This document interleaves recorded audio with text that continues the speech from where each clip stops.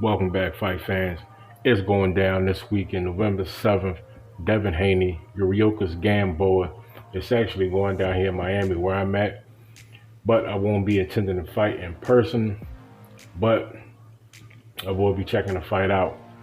Appreciate all the love for the first video. I did that actually, like I said, I was just getting off work, and that was a very beautiful night, very cool and crisp night, but it was really windy. But I still got some nice views on the video, so I appreciate the love on that, appreciate the support. But the weigh-in for the Gamboa and Haney fight, to me, not only was interesting, but Gamboa, man, is a savvy veteran, like I said, but at the same time, it looked like he made weight, but it don't look like he in fight shape. If you look at previous fights, like you look at it when Gamboa fought Tank, I mean, and Bud Crawford, you know what I'm saying? Shout out to Bud. Fight coming up November 14th. Gamboa, like physically, he looked better, you know what I'm saying? A lot more cut, just looked in better shape. For this fight with Devin Haney, it looked like he just basically just made weight. But he doesn't look like he was really actively training, and that kind of bothers me. So it's like Devin Haney looked fantastic. It looked like Devin's gonna go in there and just smoke him. I mean, that's how it looked. But perception is one thing, reality is another. The fight can go a totally different way once that bell rings. This is just the eye test, ladies and gentlemen. As you can see, I wear glasses, so I could have been looking at it the wrong way. So that's why I said I'm not going to knock Gamboa. Definitely going to give him props. Savvy veteran.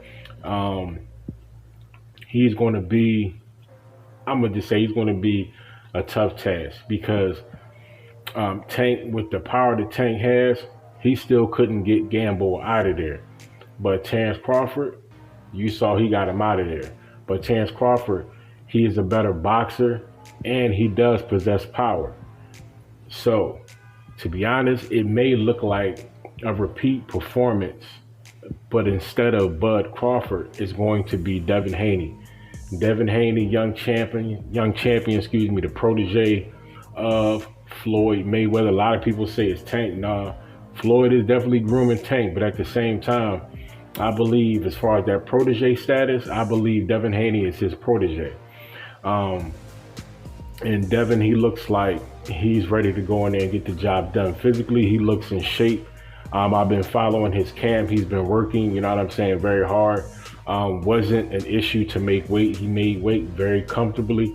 And he looked like he's ready to go in there and get it in, man. You know what I'm saying? Devin Haney is fast. And if Gamboa really is not in physical shape for this fight, he is going to get stopped early. And he could get knocked out early.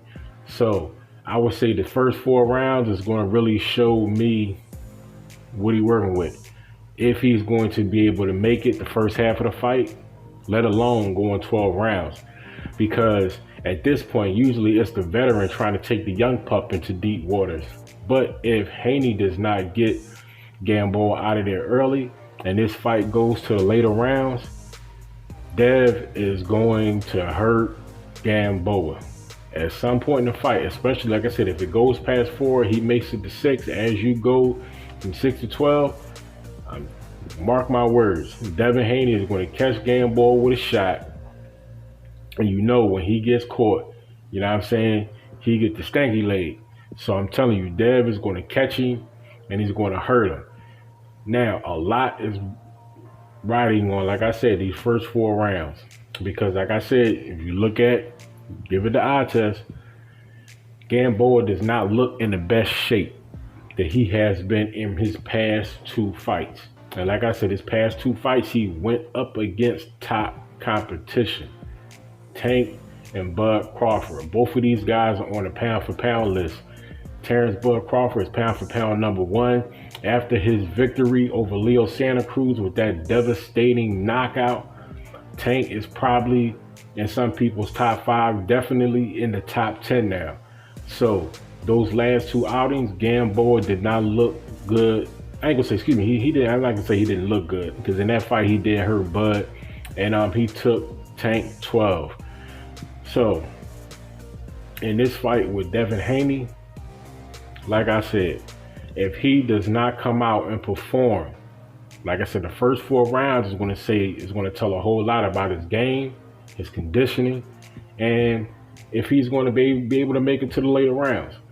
Now, he's a savvy veteran, but does he have enough to hang 12 rounds?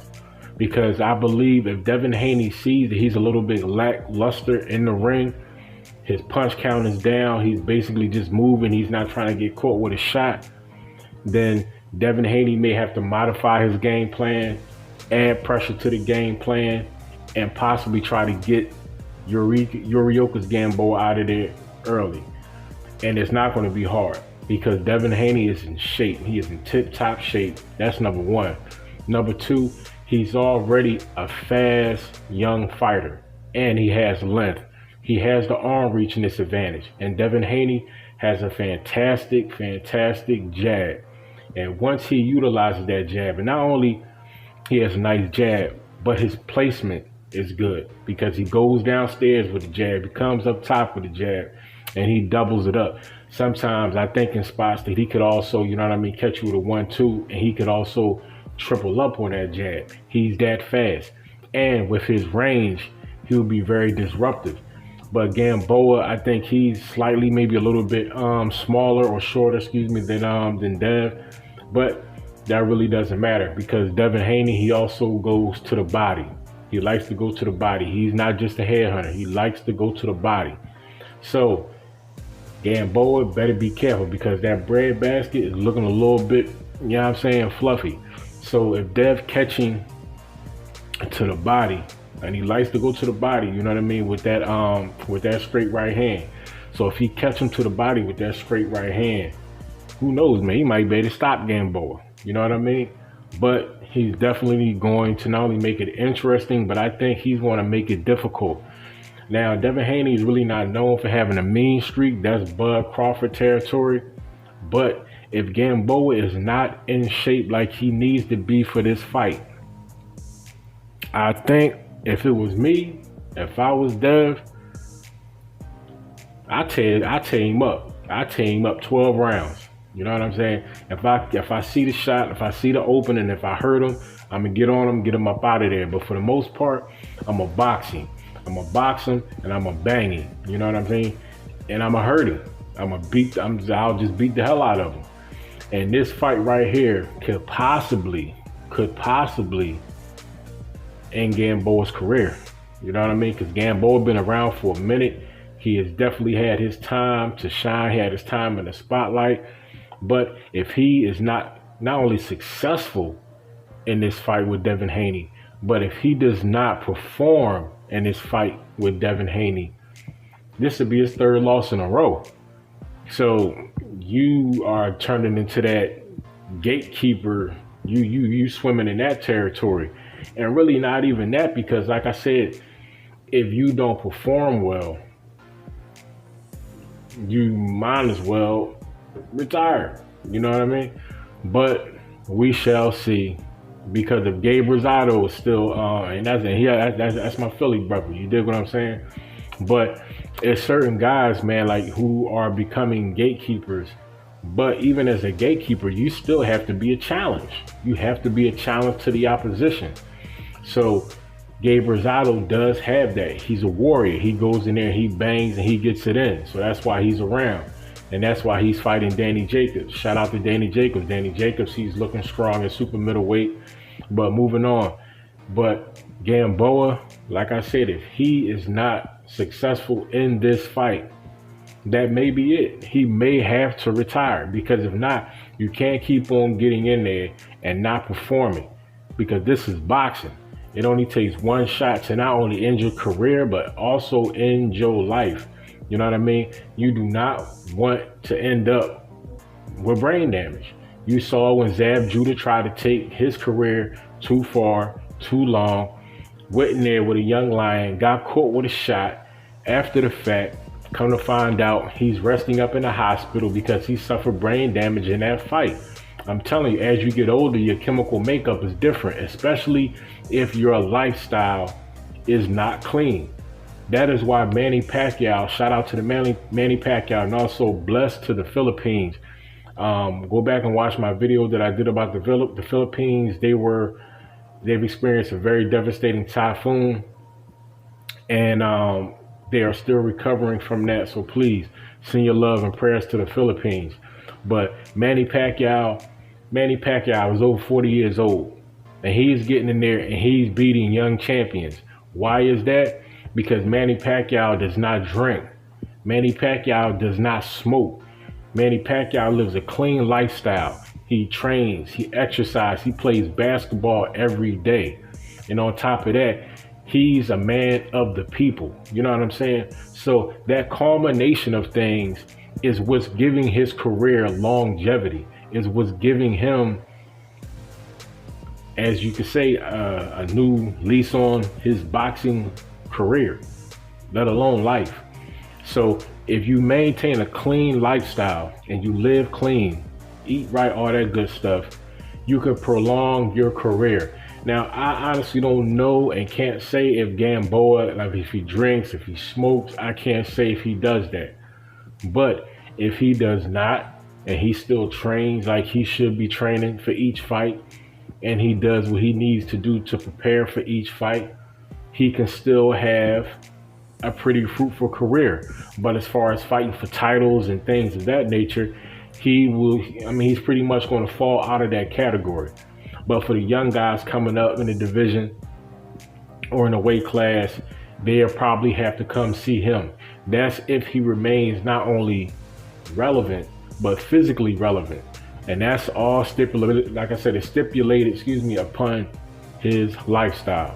So, like I said, Devin Haney, he is not to be played with. This young champion is a problem. It's the reason why he's, quote unquote, Floyd Mayweather's protégé. A lot of people say he's kind of like, you know what I'm saying, like something like he got that Sugar Ray kind of, you know what I mean, swag kind of vibe, you know what I mean, kind of speed. So, and with those long arms, like I said, the fact that he has an effective jab like he has, that's going to be a problem. Because if he chooses to keep Gamboa at bay all night with that jab, it's going to be a long night for Gamboa. And he may wind up getting stopped early. Because eventually, like I said, if Dev doubles up on that jab and then he throws a shot right down the pipe, and Gamboa does not see it because he's recovering or he's still in high guard because he been getting there with jabs all night, it's gonna be over. It's gonna be over. So, fight is going down.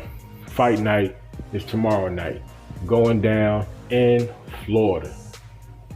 Will you be there? I know I won't, but I'm still represent for the people. You know what I mean? I'm still gonna do my commentary for the people. Still will have fight analysis for the people after the fight is done. So fight fans, please don't forget, like, comment, share, subscribe, the whole nine. Watch these videos from bumper to bumper. Hit that button, subscribe to your boy. We got more great content, coming. Enjoy the fight if you're watching the fight live. Enjoy the fight if you're watching your fight at home. Remain safe at all times. Guard your body at all times. There's a war going on outside and nobody is safe from it. You know what I'm saying? So take care of yourself, take care of your families, and I'll catch you guys on the next one. Peace.